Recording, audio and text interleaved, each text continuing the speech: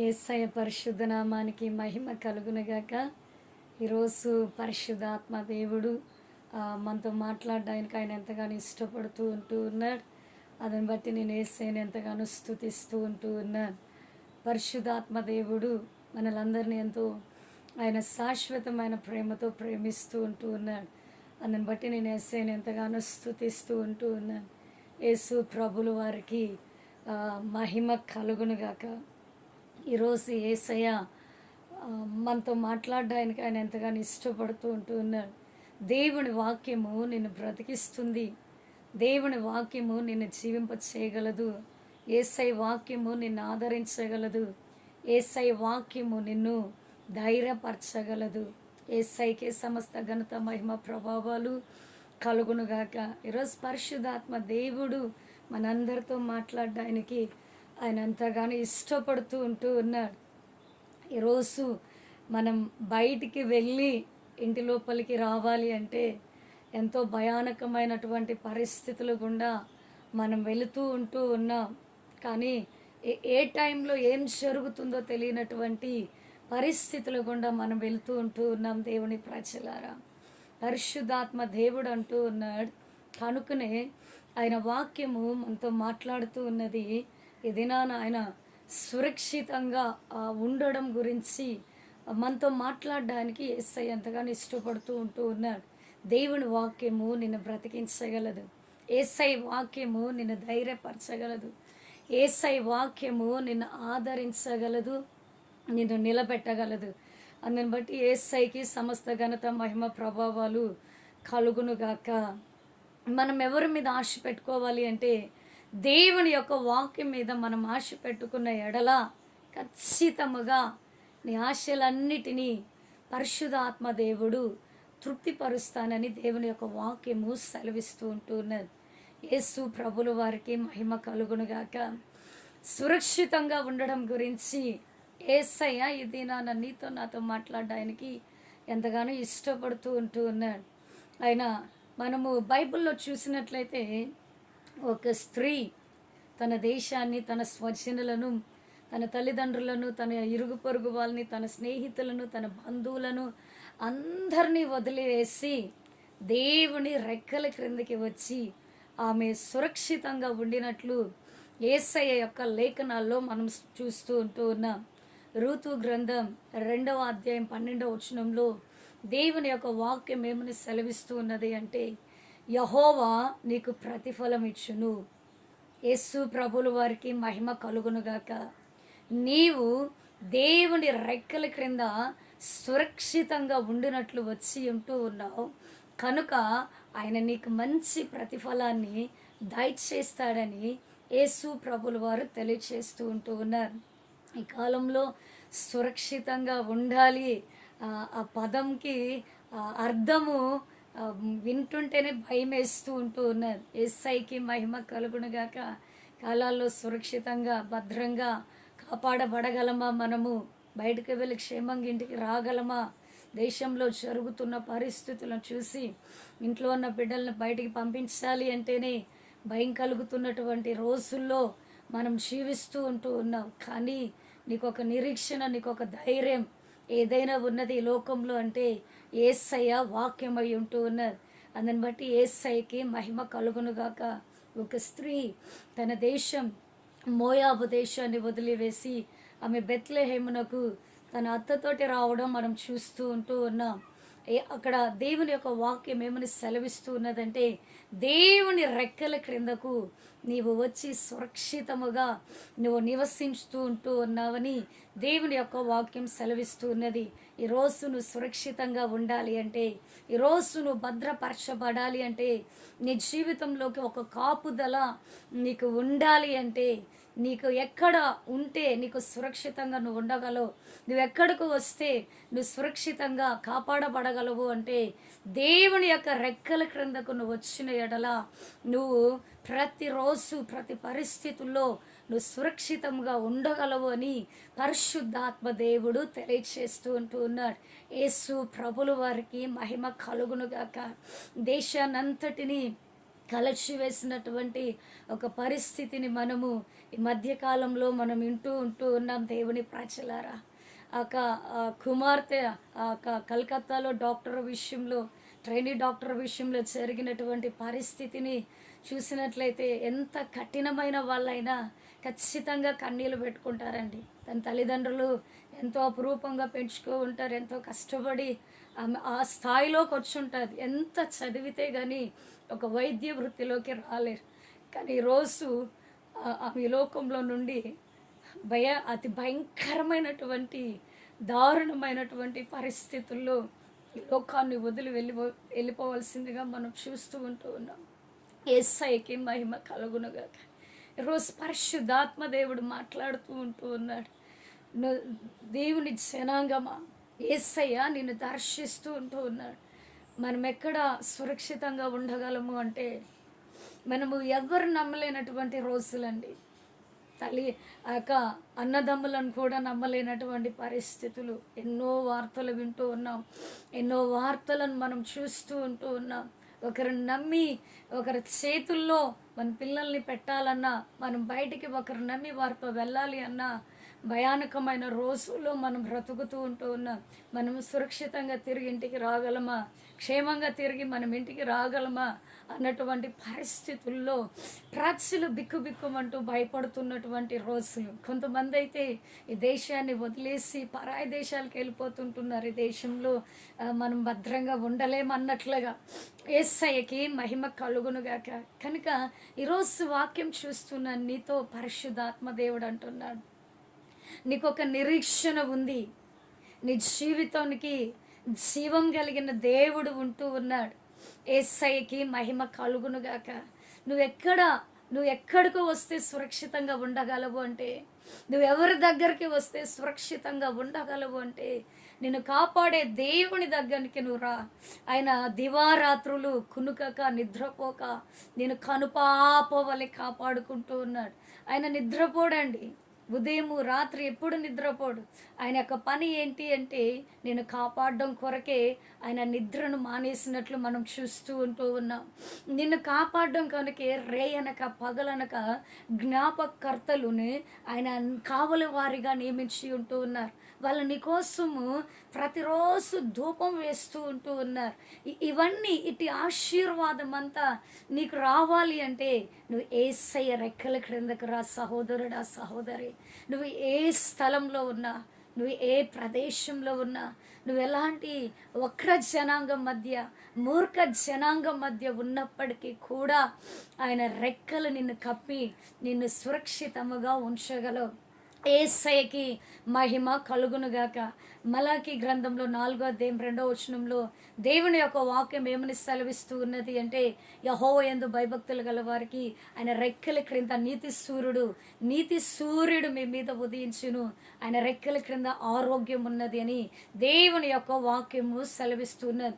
నువ్వు యేసయ్య రెక్కల క్రిందకు వచ్చిన ఎడల నువ్వు సురక్షితంగా ఉండడమే కాదు కానీ నీకు ఆరోగ్యాన్ని కూడా పరిశుద్ధాత్మ దేవుడు కలుగ చేస్తానని దేవుని యొక్క వాక్యము సెలవిస్తూ ఉన్నది. యేసు ప్రభులు వారికి మహిమ కలుగునుగాక. లోకంలో మనకి కాపుదల లేదండి. లోకము మనల్ని ఎప్పుడు మృంగేస్తుందో మనకే తెలియట్లా. ఈ లోకనాథుడు గర్జించు సింహము వలె ఎవరిని మృంగుదుమా అని చెప్పేసి వాడు సమయాన్ని పోనివ్వకుండా తిరుగుతూ ఉన్నాడు. ఎవరు దొరికితే వాళ్ళని కొట్టివేస్తూ, ఎవరు దొరికితే వాళ్ళని ఈ లోకం నుండి వాడు పాతాళానికి ఈడ్చుకొని వెళ్ళిపోతూ ఉన్నాడు. ఈ టైంలో నువ్వు భద్రపరచబడాలి అంటే, ఈ టైంలో నువ్వు కాపాడబడాలి, ఈ టైంలో నీకు ఒక క్షేమం, నీకు ఒక కాపుదల, నువ్వు ఒక సురక్షితంగా ఉండగలగాలి అంటే క్రైస్తవుడా నీవు యేసయ్య రెక్కల క్రిందకి రాని దేవుని యొక్క వాక్యము సెలవిస్తూ ఉంటున్నది. రూతు మోయాబు దేశాన్ని వదిలిపెట్టేసిందండి. యేసయ్యకి మహిమ కలుగునుగాక. పరిశుద్ధాత్మ మోయాబు దేశం శపితమైనది అండి. మోయాబు దేశంలో వాయు వర్ష లేదు. మోయాబు దేశంలో భయంకరమైనటువంటి విగ్రహారాధన, ఒక సొదొమ గొమొర్రా పరిస్థితి మోయాబు దేశంలో కూడా ఉండినట్లు మనం చూస్తూ ఉంటూ ఉన్నాం. రూతు ఏం చేసిందంటే ఆ శాపగ్రస్తమైన జీవితాన్ని వదిలిపెట్టేసింది ఆవిడ. ఆ శపితమైనటువంటి బ్రతుకును విసర్జించేసింది. ఆ యొక్క విగ్రహారాధనటువంటి ఆ యొక్క జీవితం నాకు వద్దు, అందులో ఆశీర్వాదం లేదు, అందులో దీవెన లేదు అని రూతు గ్రహించగలిగింది. అందుకే తన అత్తతోటే తను పరాయి దేశం, ఎవరు తెలియని దేశంలోనికి రావడానికి కూడా ఆమె ఇష్టపడిందండి. యేసయ్యకి మహిమ కలుగునుగాక. ఆమె అంటూ ఉన్నది, నీ దేవుడే నా దేవుడు, నీ జనమే నా జనం, నువ్వెక్కడ ఉంటే నేను కూడా అక్కడే ఉంటానంటూ ఉన్నది. యేసయ్యకి మహిమ కలుగునుగాక. ఈరోజు ఈ వాక్యం చూస్తున్న నీతో పరిశుద్ధాత్మ దేవుడు మాట్లాడుతూ ఉంటున్నారు. నువ్వు సురక్షితంగా ఉండాలి అంటే, నువ్వు సురక్షితంగా భద్రపరచబడాలి అంటే, నీవు నీ జీవితంలో శాపగ్రస్తమైనది ఏదైనా ఉన్నదేమో దాన్ని నువ్వు గమనించుకొని, దాన్ని నువ్వు పరిశీలించుకొని, దాని నుంచి నువ్వు బయటకు వచ్చేసిన ఎడల, దాన్ని నువ్వు విడిచిపెట్టిన ఎడల ఖచ్చితంగా నువ్వు సురక్షితంగా ఉండగలవు. యేసయ్యకి మహిమ కలుగునుగాక. ఆ యొక్క దేశ వాతావరణంలో నుండి ఆమె బయటకు వచ్చేసిందండి. ఆ దేశం యొక్క సంబంధాల నుండి, ఆ దేశం యొక్క బంధాల నుండి, ఆ దేశ ప్రజల యొక్క బాంధవ్యాల నుండి ఆమె బయటికి రావడానికి ఇష్టపడింది. కనుకే ఈరోజు ఆమె పరిశుద్ధ గ్రంథంలో ఆమె పేరుని లిఖించడం మనం చూస్తూ ఉంటూ ఉన్నాం.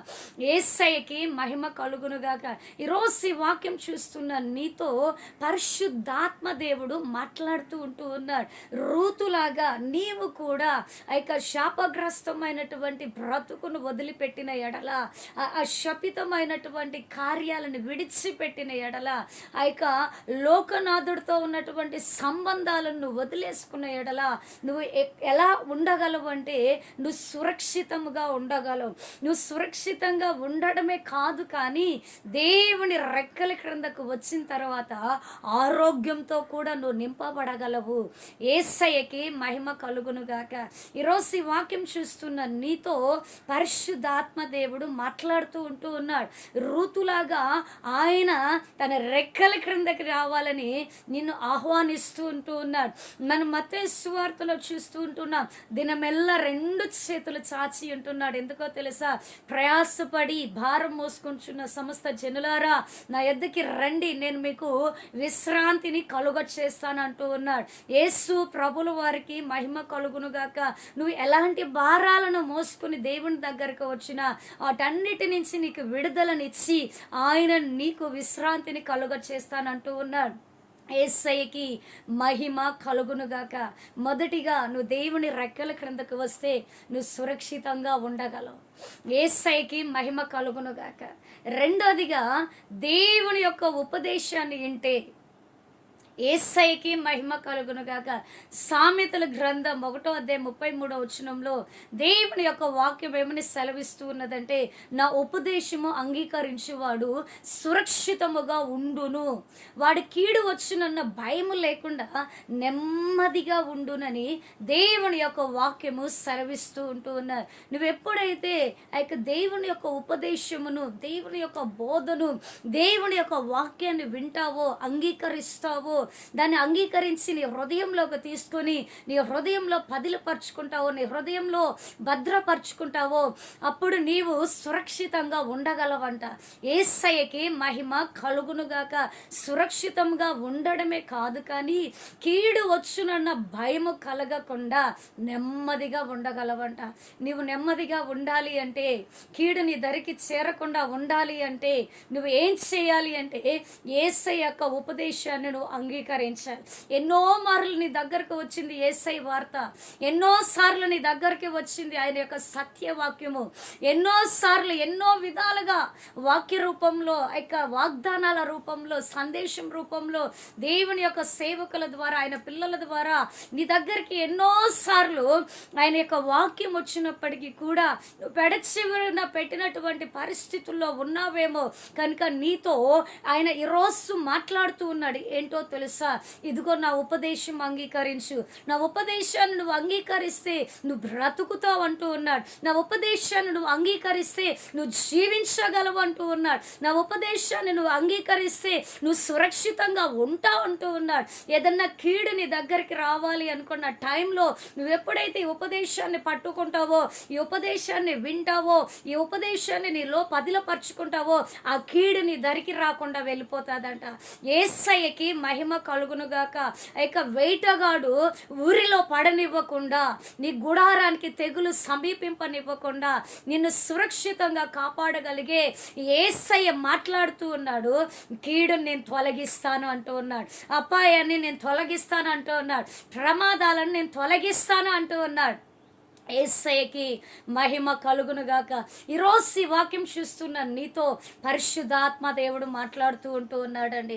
దేవుని ఉపదేశాన్ని అంగీకరించగలిగేటటువంటి అనుభవంలోకి మనం రావాలి అని పరిశుద్ధాత్మ దేవుడు తెలియచేస్తూ ఉంటూ ఉన్నాడు. యేసు ప్రభుల వారికి మహిమ కలుగునుగాక. అదే సామెతల గ్రంథంలో ఆ యొక్క దేవుని యొక్క వాక్యం ఏమని సెలవిస్తూ ఉన్నది అంటే, ఆ యొక్క సామెతలు 18:10 దేవుని యొక్క వాక్యం ఏమని సెలవిస్తున్నదంటే, యెహోవా నామము బలమైన దుర్గము, నీతిమంతుడు అందులోకి పరిగెత్తి సురక్షితముగా ఉండును. ఈరోజు యేసయ్య యొక్క నామం నీ దగ్గర ఉందా? యేసు ప్రభుల వారికి మహిమ కలుగునుగాక. యోహాను సువార్త 14:14 నా నామం నన్నేమడిగినా నేను దాన్ని నీకు ఇస్తాను అంటూ ఉన్నాడు ఆయన. యేసయ్యకి మహిమ కలుగునుగాక. యెహోవా నామము బలమైన దుర్గంగా ఉన్నది అంట, బలమైన కోటగా ఉంటూ ఉన్నదంట. ఆ కోటలోనికి ఈ నీతిమంతుడు పరిగెత్తుకుంటూ వచ్చి సురక్షితంగా ఉంటాడంట. యేసయ్యకి మహిమ కలుగునుగాక. నీ జీవితంలో కూడా అలాంటి ఆపదలు ఎదుర్కొంటున్న టైంలో నువ్వు ఇంకా లోకంలోకి వెళ్ళి ఇంకా ఆపదల్లోకి వెళుతూ ఉంటూ ఉన్నావా? లేకుంటే ఆ యొక్క దేవుని యొక్క దుర్గంలోకి వచ్చి నువ్వు సురక్షితంగా ఉండగలుగుతూ ఉంటున్నావు. యేసయ్యకి మహిమ కలుగునుగాక. పరిశుద్ధాత్మ దేవుడు మాట్లాడుతున్నాడండి. పరిశుద్ధాత్మ దేవుడు ఆయన దర్శిస్తూ ఉంటూ ఉన్నాడు. దేవుని యొక్క నామము బలమైన దుర్గంగా ఉంటున్నది. యేసయ్య నామం శక్తివంతమైనది, అన్ని నామాల కంటే పైనామం కలది. యేసయ్య నామము ఉన్నతమైనది, యేసయ్య నామము సర్వోన్నతమైనది. ఆయన నామంలో ప్రతి మోకాలు వంగాలి, ఆయన నామంని ప్రతి నాలుక ఒప్పుకోవాలి. యేసు ప్రభుల వారికి మహిమ కలుగునుగాక.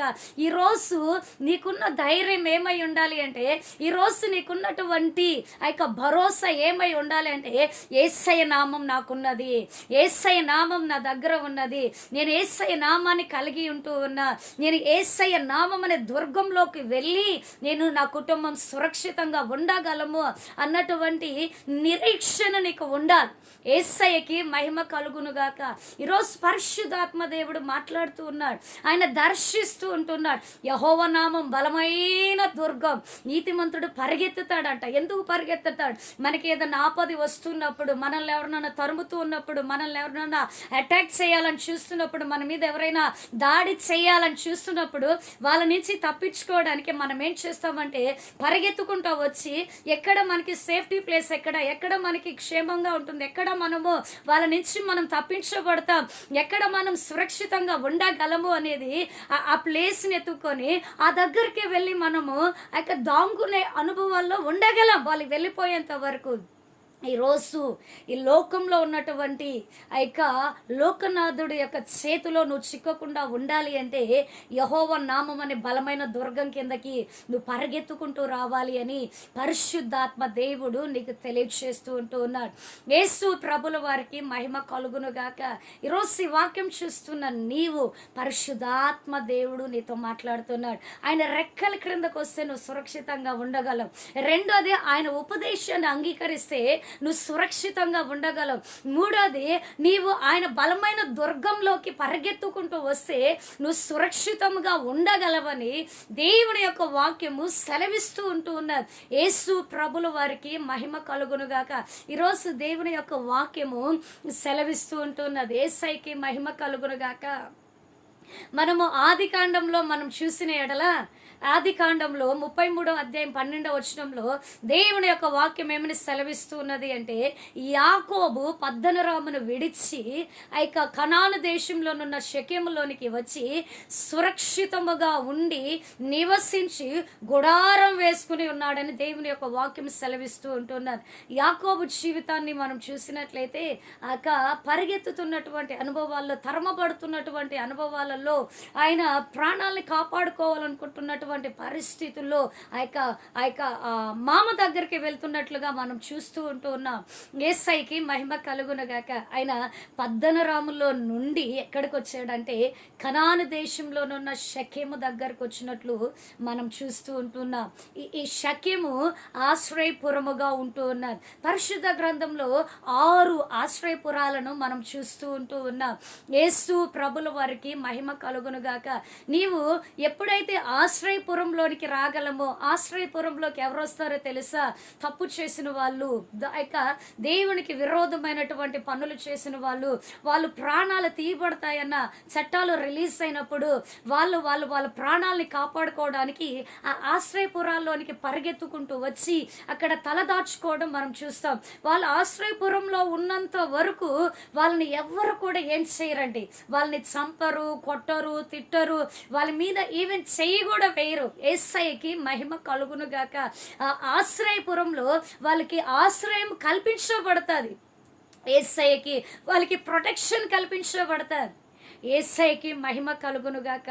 యాకోబు కూడా కనాను దేశంలోని షెకెముకు వచ్చి సురక్షితంగా ఉన్నాడంట. యాకోబు జీవితంలో మోసం చేసినాడు, అన్నను మోసం చేసినాడు, తండ్రిని మోసం చేసినాడు. మోసం చేసి ప్రాణాలను కాపాడుకోవడానికి తల్లి ఇచ్చినటువంటి సలహా పట్టుకొని రాత్రుల్లో పరుగులెత్తుకుంటూ వెళ్తూ ఎన్నో శ్రమలు, ఎన్నో ఇరుకులు, ఎన్నో ఇక్కట్లను అనుభవించి ఆ వ్యక్తి ఎక్కడికి వచ్చి సురక్షితంగా ఉండగలిగినాడంటే షెకెము దగ్గరకు వచ్చి సురక్షితంగా ఉండినట్లు మనం చూస్తూ ఉంటూ ఉన్నాం. యేసయ్యకి మహిమ కలుగునుగాక. ఈరోజు ఈ వాక్యం చూస్తున్నాను నీతో పరిశుద్ధాత్మ దేవుడు మాట్లాడుతున్నాడు. సాతాను నిన్ను చంపాలని చూస్తున్నప్పుడు, అపవాది నీ మీద దాడి చేయాలని చూస్తున్నప్పుడు, ఈ లోకంలో ఉన్నటువంటి లోకాధికారి నిన్ను ఈ లోకంలో బ్రతకనివ్వకుండా నీ జీవితాన్ని చిత్రవద చేయాలని చూసి నిన్ను తరుముతూ ఉన్న టైంలో నీవు షెకెము దగ్గరికి వచ్చి షెకెము లోపలికి వచ్చిన ఎడల వాడు నిన్ను ముట్టలేడు, తాకలేడు, అంటలేడండి. యేసయ్యకి మహిమ కలుగునుగాక. ఆ ఆశ్రయపురము ఎవరో కాదు, నజరేయుడైన యేసయ్యే మనకు ఆశ్రయపురముగా ఉంటూ ఉన్నాడు. యేసు ప్రభుల వారికి మహిమ కలుగునుగాక.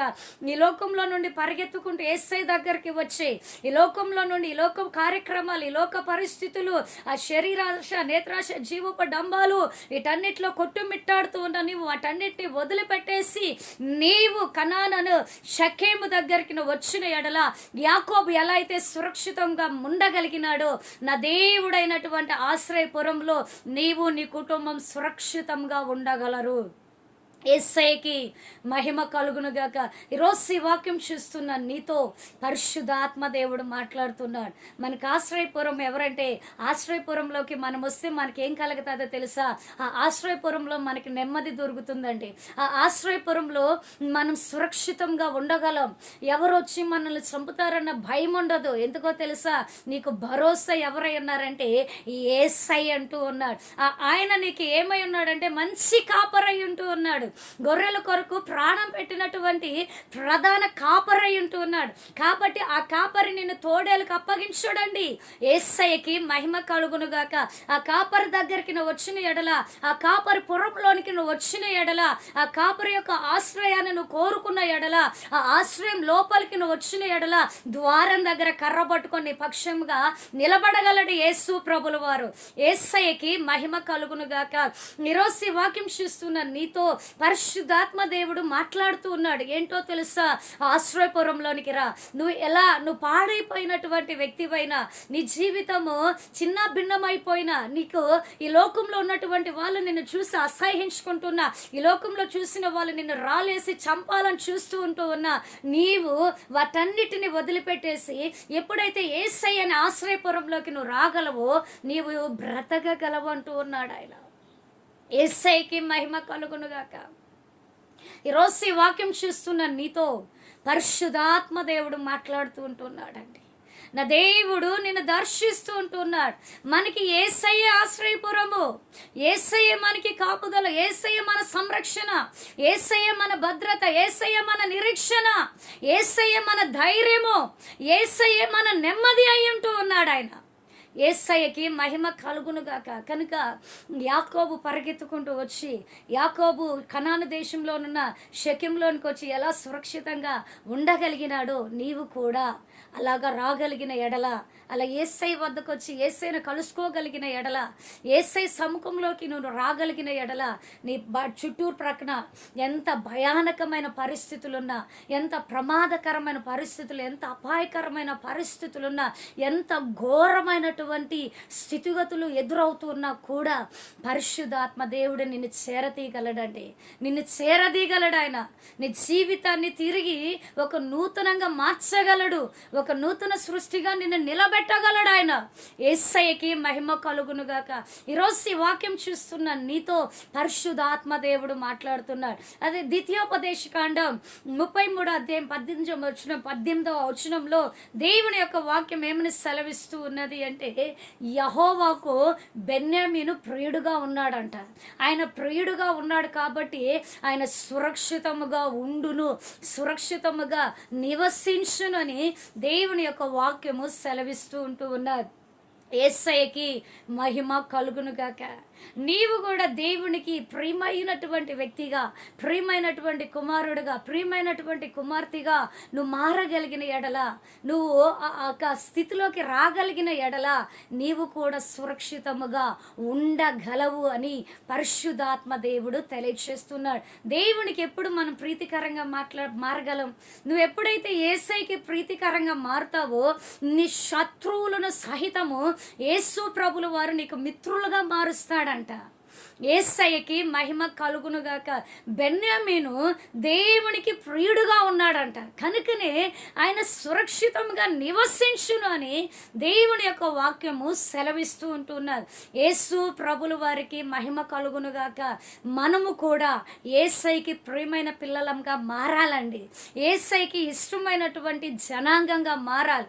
ఆయన ఇష్టపడినటువంటి మార్గాల్లో నడిపించే వారిగా మనం మార్చబడిన ఎడల నీ జీవితంలో, నా జీవితంలో పరిశుద్ధాత్మ దేవుడు ఒక కాపుదల, ఒక సంరక్షణను దయచేయగలడు. యేసయ్యకి మహిమ కలుగునుగాక. ఈరోజు ఈ వాక్యం చూస్తున్నా నీతో పరిశుద్ధాత్మ దేవుడు మాట్లాడుతున్నాడు. మనం సురక్షితంగా ఉండాలి అంటే మొదటిగా ఆయన రెక్కల క్రిందకి రావాలి. ఆయన రెక్కల క్రిందకు వచ్చినప్పుడే మనం సురక్షితంగా కాపాడబడగలమని దేవుని యొక్క వాక్యము సెలవిస్తూ ఉంటున్నది. రెండోదిగా మనం చూసినట్లయితే ఆయన ఉపదేశాన్ని అంగీకరించాలి, ఆయన ఉపదేశాన్ని స్వీకరించుకోవాలి. ఆ ఉపదేశ క్రమం ప్రకారము మనం నడుచుకోవాలి. అలా నడుచుకుంటున్నప్పుడు నీవు నేను సురక్షితంగా ఉండగలము అని దేవుని యొక్క వాక్యము సెలవిస్తూ ఉంటూ ఉన్నారు. యేసు ప్రభుల వారికి మహిమ కలుగునుగాక. మూడోదిగా మనం చూసినట్లయితే యెహోవా నామం బలమైన దుర్గం అంట. ఆ దుర్గంలోకి నీతిమంతుడు పరిగెత్తుకుంటూ వచ్చి సురక్షితంగా ఉండగలడు అని దేవుని యొక్క వాక్యం సెలవిస్తూ ఉంటున్నది. ఆయన నామాన్ని నువ్వు పట్టుకో, ఆయన నామాన్ని ఉచ్చరించు, ఆయన నామంలో అడుగు, ఆయన నామాన్ని ఆశ్రయించు. ఇక బలమైనటువంటి కాపుదలను నువ్వు చూడగలవు. యేసు ప్రభుల వారికి మహిమ కలుగునుగాక. నాలుగోదిగా మనం చూసుకున్నట్లయితే యాకోబు పద్దనరామును విడిచి ఇక పరిస్థితులను, తన కలిగిన మోసపూరితమైన పరిస్థితులన్నింటినీ విడిచిపెట్టి ఆశ్రయపురంలోకి వచ్చినాడు కాబట్టి సురక్షితంగా ఉండగలిగినాడు. నీవు కూడా నీ జీవితంలో ఎన్నో మోసపూరితమైనటువంటి పరిస్థితులను నువ్వు చూసి ఉంటావు, ఎన్నో మోసాలు చేసి ఉండొచ్చు. వాటన్నిటిని విడిచిపెట్టి నీవు కూడా ఆశ్రయపూర్వమైన యేసయ్య దగ్గరికి వచ్చిన ఎడల నీవు సురక్షితంగా ఉందువు అని దేవుని యొక్క వాక్యము సెలవిస్తూ ఉంటున్నది. చివరిగా మనం చూసినట్లయితే బెన్యామీను దేవునికి ప్రియుడంట. నీవు కూడా ఆయనకి ప్రియమైన కుమార్తెగా, ప్రియమైన కుమారుడుగా నువ్వు మారబడిన ఎడల ఆ యొక్క నీ జీవితంలో కూడా నీవు సురక్షితంగా ఉండగలవు అని దేవుని యొక్క వాక్యము సెలవిస్తూ ఉంటూ ఉన్నది. యేసు ప్రభుల వారికి సమస్త ఘనత మహిమ ప్రభావాలు కలిగిన గాక. మహాపరిశుద్ధుడైనటువంటి యేసయ్య, నీ ఘనమైన పరిశుద్ధమైన ప్రశస్తమైన మంచి నామాన్ని బట్టి పరిశుద్ధాత్ముడా నీకు వందనాలు చెల్లిస్తూ ఉంటూ ఉన్నాం నాయన. మేము సురక్షితంగా ఉండాలి అంటే అయ్యా నీకు వందనాలు చెల్లిస్తూ ఉంటున్నాం. నీ రెక్కల నీడ క్రింద నీ ఉపదేశంలోనికి అయ్యా నీ బలమైన నామమనే దుర్గంలోకి మేము వచ్చిన ఎడల మేము మా కుటుంబం సురక్షితంగా ఉండగలదు ప్రభా.